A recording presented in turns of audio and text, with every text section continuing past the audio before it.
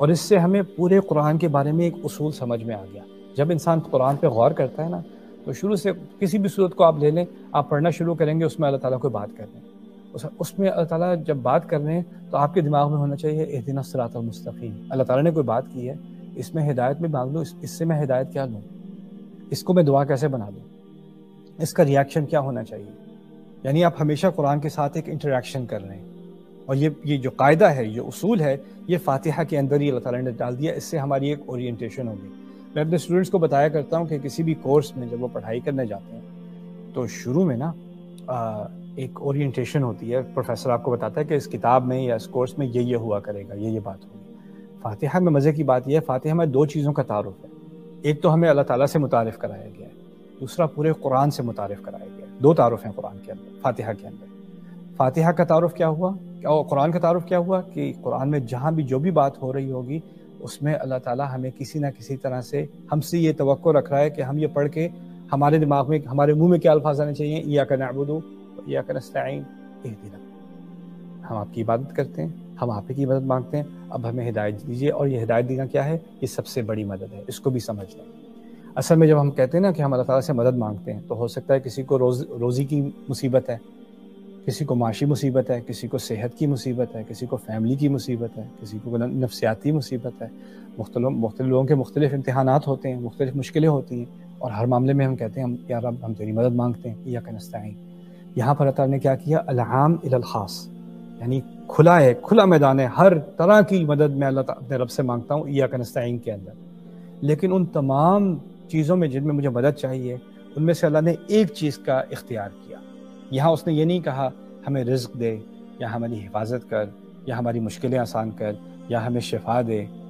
وہ بھی ساری درخواستیں ہیں, لیکن ان سب درخواستوں کو چھوڑ کے فاتحہ میں ایک چیز کی درخواست کی ہے, وہ کیا ہے, اہدنا, ہمیں ہدایت دے.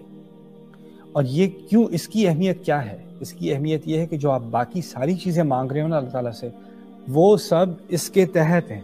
اگر یہ مل گیا نا تو سب سے بڑا رزق مل گیا. اگر یہ مل گیا تو اس سے بڑی حفاظت کوئی نہیں آپ کی دنیا میں, میری دنیا میں. اگر یہ مل گیا تو اس سے اچھی کوئی شفا نہیں مل سکتی انسان کو. یعنی باقی جو چیزیں میں ڈھونڈ رہا ہوں دنیا میں, جو مجھے چاہیے اس دنیا میں, وہ سب چیزیں اللہ تعالیٰ میرے لیے آسان کر دے گا, وہ دے دے گا آٹومیٹک. وہ بینیفٹس ہیں, وہ اصل مقصد ہی وہ بینیفٹس ہیں. اصل چیز کیا ہے, اگر یہ چیز ایک اللہ دے دے تو وہ باقی سارے مسئلے حل, اور وہ ہوگی ہدایت, اہدنا.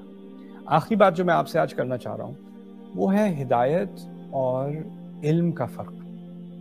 لوگوں نے عام طور پر اس چیز کو کنفیوز کیا ہے کہ ہدایت اور علم میں کیا فرق ہے. اب میں اللہ تعالیٰ سے ہدایت مانگ رہا ہوں, ٹھیک ہے نا, اور کوئی کہے ماشاءاللہ اس کے پاس بڑی ہدایت ہے, ہم سمجھتے ہیں اس کے پاس بہت علم ہے, وہ جانتا بہت ہے. اصل میں ان دونوں میں بہت بڑا فرق ہے. اب جب آپ اگلی دفعہ آپ اللہ تعالیٰ سے مانگیں گے نا ہدایت, تو اس چیز کو سامنے رکھنا. دیکھیے علم ایسی چیز ہوتی ہے جیسے ڈائریکشنز ہیں. مجھے یہاں سے, میں اپنے جہاں بیٹھا ہوں وہاں سے مجھے ایئرپورٹ پہنچنا ہے, تو یار میں جی پی ایس استعمال کر لوں گا, یا کسی سے ڈائریکشنز پوچھ لوں گا, کہوں گا کہ بھائی ایئرپورٹ کیسے جاتے ہیں, وہ کہتا ہے فلانی ہائی وے سے جاؤ, فلانا ایگزٹ لو, وہاں سے یہ رائٹ کرنا, یہ لیفٹ کرنا, ایئرپورٹ پہنچ جاؤ. ٹھیک ہے, یہ معلومات ہیں. اب یہ معلومات جب میرے پاس ایک دفعہ آ گئیں, یا میں نے لکھ لیں, اسٹور کر لیں, اب مجھے بار بار اس کی ضرورت نہیں پڑے گی. ایک دفعہ پتہ چل گیا تو پتہ چل گیا, معلومات ہیں. اگر کسی بچے کو آپ نے ایک دفعہ سکھا دیا 2+2=4, بار بار سکھانے کی ضرورت نہیں ہے. ایک دفعہ علم آ گیا تو آ گیا. اگر آپ نے سیکھ لیا آگ جلاتی ہے, ایک دفعہ سیکھ لیا انسان نے تو سیکھ لیا, اس کو بار بار سیکھنے کی, اس کو دہرائی کرنے کی, صبح اٹھ کے اس کا ورد کرنے کی ضرورت نہیں ہے. ایک دفعہ علم آ چکا تو آ چکا. علم کی حیثیت یہی ہے. اور علم کیا ہوتا ہے, وہ بڑھتا رہتا ہے.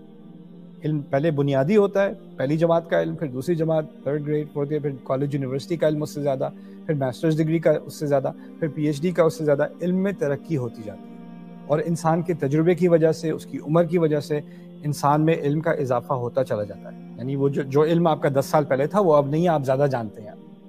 جو علم جو آپ 10 سال کے تھے اور جب آپ 20 سال کے ہو تو آپ کے علم میں فرق آیا. لیکن ہدایت بالکل ہی الگ چیز ہے. پہلی چیز سمجھنے کی یہ ہے کہ ہدایت میں اضافہ نہیں ہوتا اس طرح کہ ایک دفعہ اضافہ ہو گیا تو اب کمی کی طرف نہیں آئے گا, وہ ہوتا ہی رہے گا. نہیں, ہدایت اوپر جاتی ہے, نیچے آتی ہے, پھر اوپر جاتی ہے, پھر نیچے آتی ہے.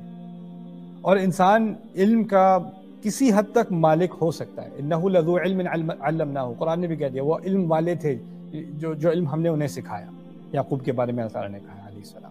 یعنی انسان کے لیے ممکن ہے کہ وہ کسی علم کا مالک ہو سکتا ہے. کوئی فزکس کا ایکسپرٹ بن سکتا ہے, کوئی میڈیسن کا ایکسپرٹ بن سکتا ہے, لیکن ہدایت ایسی چیز ہے کہ آپ اس کو اون نہیں کر سکتے۔ فاتحہ میں ہم اللہ تعالیٰ سے ہدایت مانگ رہے ہیں، اور مانگی وہ چیز جاتی ہے جو آپ کے پاس نہ ہو۔ یہ بھی نہیں کہا کہ ہماری ہدایت میں اضافہ ہدایت دے دے، وہ ایسی چیز ہے کہ اگر آپ کے پاس 1 گھنٹہ پہلے تھی تو 1 گھنٹے بعد غائب ہو سکتی ہے، اگر کل تھی تو آج غائب ہو سکتی ہے، آج دوپہر میں تھی تو شام میں غائب ہو سکتی ہے۔ یعنی ہمیں یہ ایسی چیز ہے جو ہمیں بار بار ریکویسٹ کرنی پڑے گی۔ تو اس کی اگر مثال میں دوں تو اس کی مثال پانی کی ہوگی۔ آپ یہ نہیں کہتے کہ میں نے صبح پانی پی لیا تھا تو کل پی لیا تھا، آج تو ضرورت نہیں ہے۔ نہ نہ نہ، آپ کو پانی پینے کی، آپ کے جسم کو اس کی ضرورت ہے، آپ کو ہائیڈریٹ کرنا پڑے گا۔ اسی طرح ہمارے دل کو، ہمارے ایمان کو ہدایت کی ضرورت ہے، انسان کو ہدایت کی ضرورت ہے، اس کو بار بار اس کے پاس واپس آنا پڑے گا۔ تو اس کا علم سے یہ ایک بہت بڑا فرق ہے کہ علم میں اضافہ ہوتا ہے آٹومیٹکلی، آپ سیکھتے ہیں، پرانی بات رہتی ہے، اس کے اوپر اس کے نئی بیس بنتی ہے۔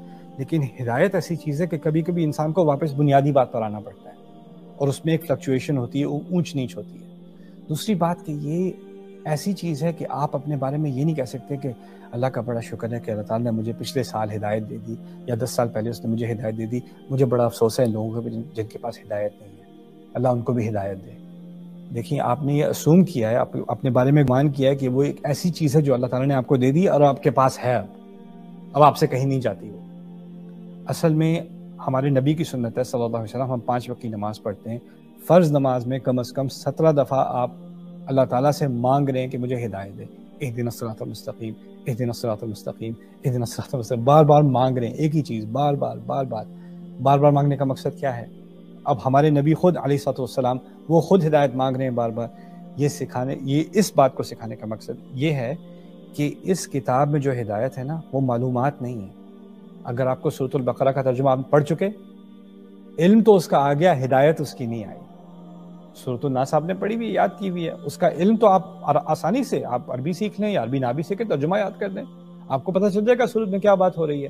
لیکن وہ معلومات ہیں، وہ ہدایت نہیں ہے۔ ہدایت ایسی چیز ہے اس کا صرف عقل پہ نہیں، دل پہ بھی اثر ہوتا ہے، اور وہ ایسی چیز، قرآن نے اس کو ایسی چیز بنایا ہے کہ مجھے اس کے پاس بار بار جانے کی ضرورت ہے، اور اس کا جو اثر، وہی آیت ہے، میں وہی آیت پڑھ رہا ہوں، لیکن اس کا جو اثر میں نے پچھلی دفعہ پڑھی تھی، جو اثر اس وقت ہوا تھا، اس وقت اس کا کوئی اور ہی اثر ہو رہا ہے، پھر اس کے بعد کوئی اور ہی اثر ہو رہا ہے، پھر اس کے بعد کوئی اور ہی اثر ہو رہا ہے۔ یعنی اس قرآن کی جو رینیول ہے، جو اس کی ریفریش ریٹ ہے، اس طرح سمجھ لیں میرے ساتھ، وہ بار بار اس کا میرے ساتھ تعلق جو ہے وہ ریفریش ہوتا چلا جاتا ہے، اور اسی لیے اس کے جواب میں، اہدنا الصراط المستقیم کے جواب میں باقی قرآن ہے۔ جس سیدھے راستے کی ہم نے ہدایت اللہ تعالیٰ سے مانگی ہے، وہ سیدھا راستہ اصل میں قرآن میں آرٹیکولیٹ ہوا ہے، اور اس سیدھے راستے کا ایک بہت بڑا حصہ دعائیں ہیں۔ اسی لیے انشاءاللہ اس سیریز میں میں نے بات شروع کرنی تھی، کچھ مختصر سی بات، میں زیادہ تفصیل میں اس سیریز کا مقصد تفصیل میں بات کرنا ہے ہی نہیں۔ کچھ چیزیں ہیں جس کے بارے میں اپنے آپ کو یاد دلانا چاہتا ہوں، اور آپ کو یاد دلانا چاہتا ہوں کہ ہم اپنے علم میں اضافہ صرف نہ کریں، پر انشاءاللہ میری امید ہے کہ میں اور آپ سب اس رمضان میں اپنی ہدایت میں اضافہ کریں، اور جو دعائیں ہم سیکھ رہے ہیں اس سے ہماری ہدایت میں اضافہ ہو۔ اور یہ ہدایت جو ہے اصل میں اللہ تعالیٰ نے اس کا تعلق دل سے بنایا ہے۔ وَمَن يُؤْمِن بِاللَّهِ يَهْدِي قَلْبَهُ، جو اللہ تعالیٰ پر ایمان لاتا ہے، ہم اس کے دل کو ہدایت دے دیتے ہیں، اللہ تعالیٰ نے فرمایا۔